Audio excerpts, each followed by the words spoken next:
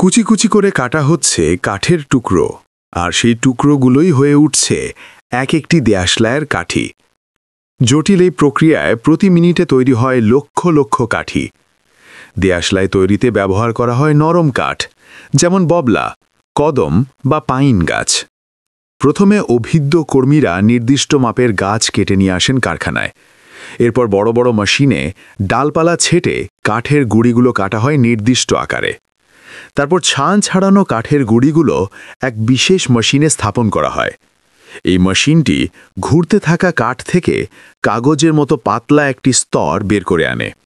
সেই পাতলা স্তরগুলোকে আরেকটি মেশিনে পাঠানো হয়, যেখানে ধারালো ব্লেড দ্রুত গতিতে কেটে ফেলে ছোট ছোট কাঠির আকারে।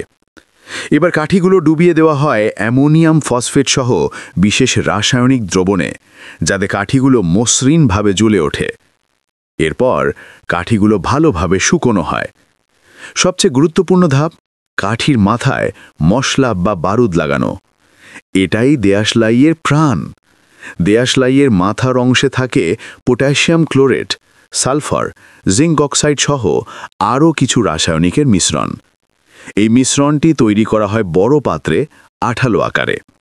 এরপর মেশিনের সাহায্যে কাঠিগুলোর মাথা এক এক করে সেই মিশ্রণে ডুবিয়ে দেওয়া হয়।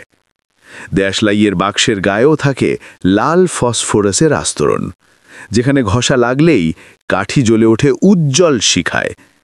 আমাদের ভিডিওটি আপনি কোথা থেকে দেখছেন জানাতে ভুলবেন না কমেন্টে।